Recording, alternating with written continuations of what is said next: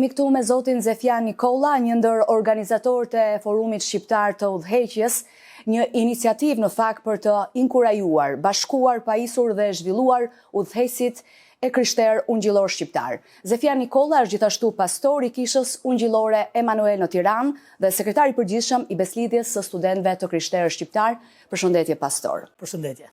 Të falenderoj që gjete kohën për të shkputur nga ngarkesa e forumit, e po e nis direkt me pyetjen e parë si lindi ideja për organizimin e Forumit Shqiptar të Udhëheqjes.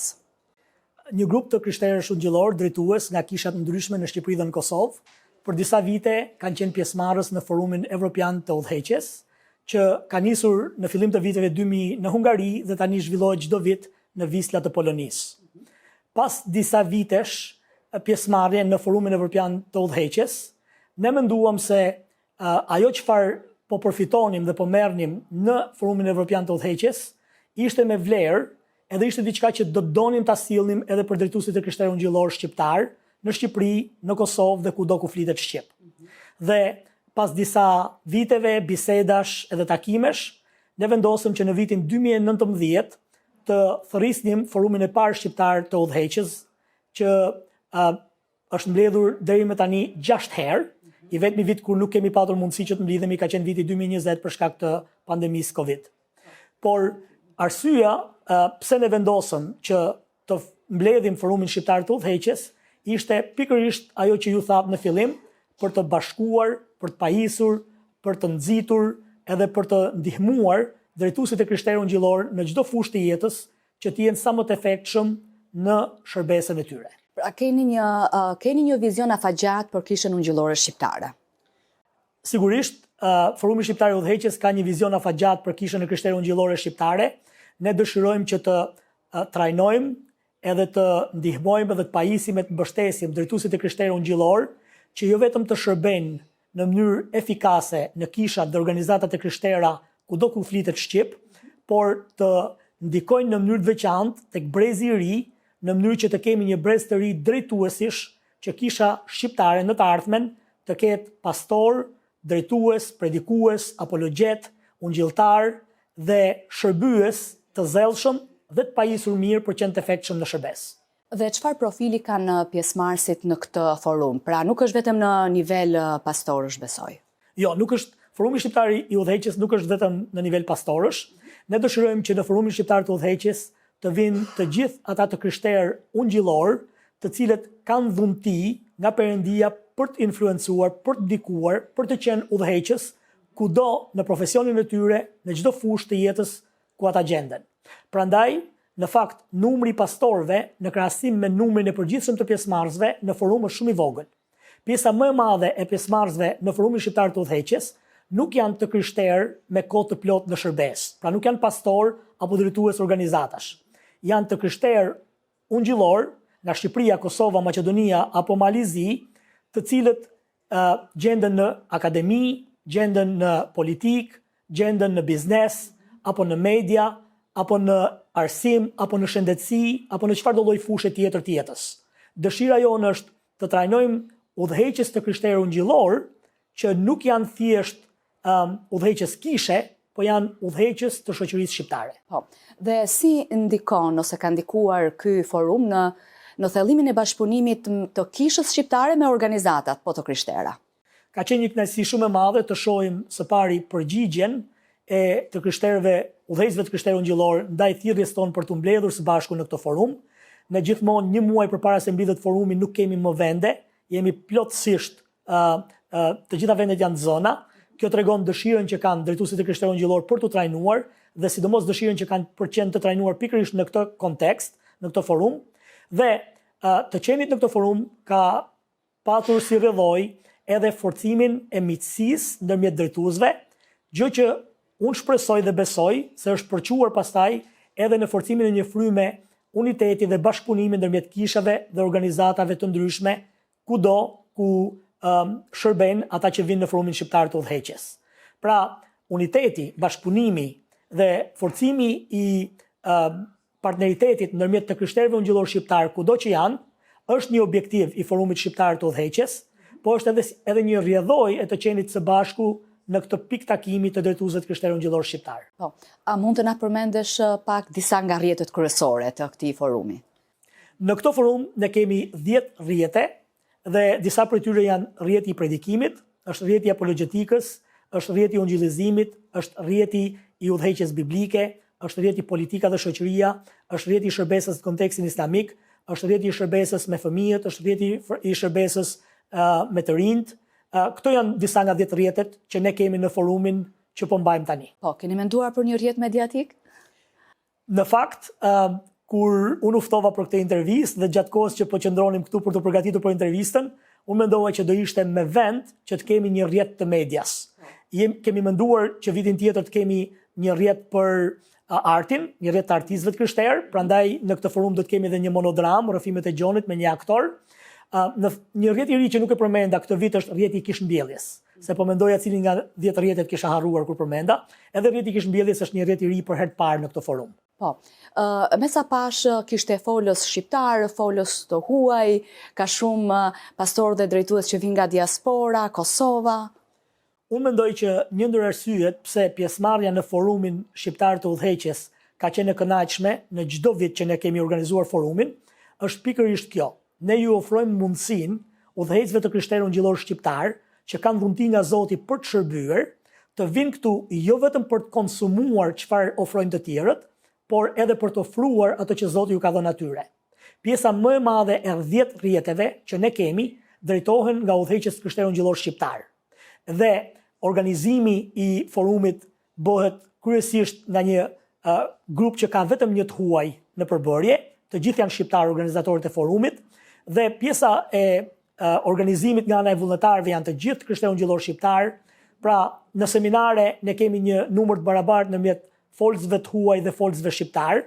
Pra, forumi shqiptar i udhëheqësve krijon edhe një mundësi për udhëheqësit që jo vetëm të japin, por edhe të marrin, jo vetëm të vinë këtu për të mësuar prej tjerëve, por të vinë edhe për të mësuar nga njëri tjetri dhe për të mësuar të tjerët. Unë mendoj se kyçi i suksesit në dëshirën për të marrë pjesë në forum ka qenë oferta që ne u kemi bërë drejtuesve të Krishterë Ungjillor duke ju thënë, hajdeni të flasim për nevojat e kishës shqiptare dhe pastaj secili prej nesh të ofrojë dhuntin që ka për plotësuar këto nevoja. Pastor, a ka momente që besoj patjetër që janë shënjuar në zemrën tënde të forumit vit pas viti që kanë lënë gjurmë tek ti? E nëse do t'uleshe, besoj se çdo vit do të kishte nga një specifik? Absolutisht që ka. Unë vetë dhe jam i sigurt shumë nga pjesëmarrësit në forumin shqiptar të udhëheqjes janë ndikuar në çdo forum që kemi patur që nga viti 2019. Unë mund mbaj mend për shembull në një vit kur kishim George Verver si folës kryesor, shumë pak kohë pasi mori pjesë në forumin shqiptar të udhëheqjes, George Verver, themeluesi i organizatës OM, ndroi jetë, por në këtë forum ai preku individualisht dhe personalisht jetët e 10 drejtuesve të cilët mbajnë kujtimet edhe kanë mbresat më të mira për takimin me një gjigant të besimit krishterë ungjillor. Gjithashtu mund të flas për përpjekjet tona për ndikuar në pajtimin dhe në zbutjen e tensioneve apo konflikteve që ekzistojnë ndërmjet kishave apo të krishterëve të ndryshëm, drejtuesve të ndryshëm.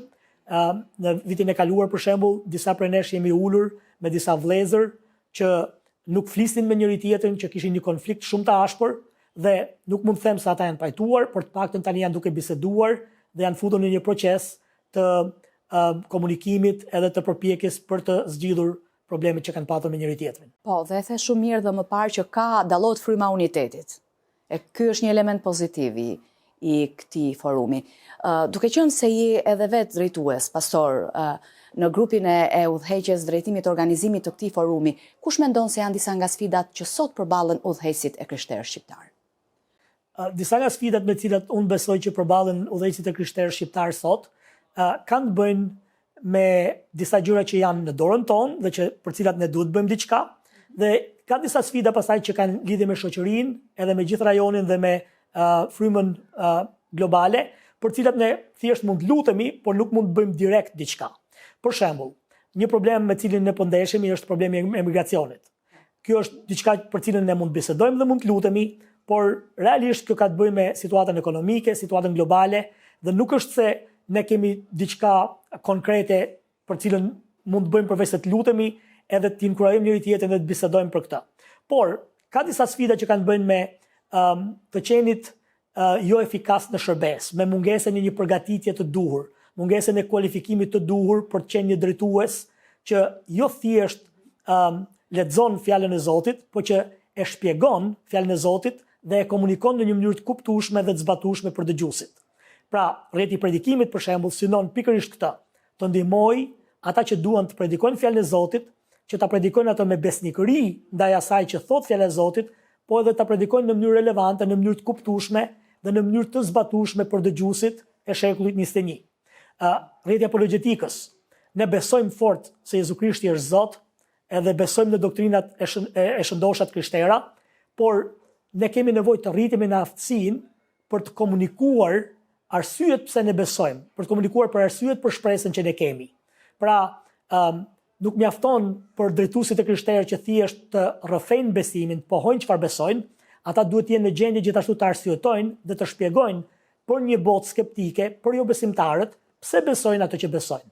Dhe rrjeti i apologjetikës mundohet të plotësojë këtë nevojë për shembull. Ne kemi sfidën e madhe me rritjen e Islamit. Rrjeti i shërbesës në kontekstin islamik synon të ndihmojë të krishterët ungjillor, drejtuesit në mënyrë të veçantë, të dinë se si të komunikojnë ungjillin në një kontekst ku është një fe shumë e madhe botërore që po rritet dhe që shpeshherë është antagoniste dhe krejtësisht e papajtueshme me bindjet edhe me mënyrën e të jetuarit të krishterëve ungjillor. Pra, mendoj që sfidat me cilat ne po përballemi janë sfida që kanë të bëjnë me përgatitjen tonë, me aftësinë tonë për të artikuluar besimin e krishterëve ungjillor sa më mirë për besimtarët, por edhe sfida për të artikuluar besimin tonë të krishterëve ungjillor për një botë që nuk beson. Dhe sfidat e tjera janë plagët e shoqërisë, përmenda emigracionin, por mund të përmendim edhe shumë gjëra të tjera që kanë të bëjnë me dobësimin e familjes, me përballjen gjithnjë më shumë me ideologjinë me ideologjinë e identitetit, sidomos të bazuar në gjini, dhe gjitha problemet me cilat po ndeshet e gjithë bota.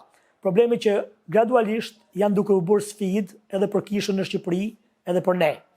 Dëshira jonë si forum është të trajtojmë ato që janë nevoja që ne kemi, po edhe të jemi proaktiv dhe të mos presim që të reagojmë kur të ndodhin fenomene apo probleme, por të parashohim edhe të mundohemi që të përgatitemi edhe për ato që ne mendojmë se është duke ardhur në të ardhmen. Po.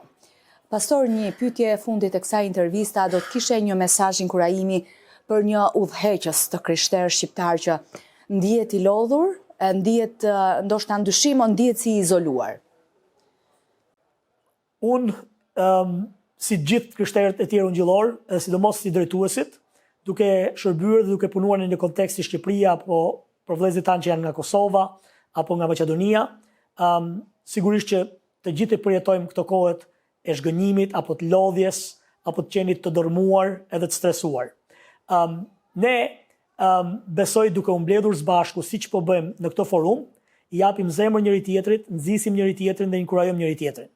Por, përfundimisht, mesazhi im dhe thirrja ime është të fiksohemi tek Zoti ynë Jezu Krisht, të fiksohemi tek kryqi, të shohim se si ai që ishte biri i Perëndis nuk e mbajti për gjë të qenit i barabartë me Perëndin, por e zbrazi veten edhe erdhi këtu në botë në trajt njeriu, dhe jo të një njeriu udhëheqës me privilegje, po erdhi si njeri shërbëtor, që do të thotë në origjinal edhe sklav po deshe, dhe bëri gjitha veprat e shërbimit duke u lodhur, por duke gjetur forcë në gëzimin e Zotit për shkak të marrëdhënies me Zotin, dhe dha jetën e tij u vetë flijua për ne që ne të jetojmë ai vdiq. Pra mesazhi i shpresës dhe inkurajimit për mua është ky. Le të mos i shkëpusim syt nga Jezui, i cili është i vetmi që na ofron një zgjedhje të lehtë dhe të ëmbël. Nëse ne përpiqemi që ta mbajmë zgjedhjen e shërbesës apo të udhëheqjes mbi shpatullat tona, herët avon ne do të lodhemi, do pengohemi e do rrëzohemi. Ata që shpresojnë në Zotin, thot profeti Isaia, ata do të fluturojnë me krahas si shqiponja. Fitojnë forca të reja. Dhe fitojnë forca të reja. Të falenderoj shumë për këtë intervistë, shumë suksese ty dhe gjithë stafit organizativ të Forumit Shqiptar të Udhëheqjes. Shumë faleminderit juve, sidomos faleminderit për këmbgulin për bërë këtë intervistë, sepse realisht ne jemi në kulmin e forumit E di, dhe ja jashtëzakonisht me lodhur. realizuam, faleminderit suksese. Faleminderit.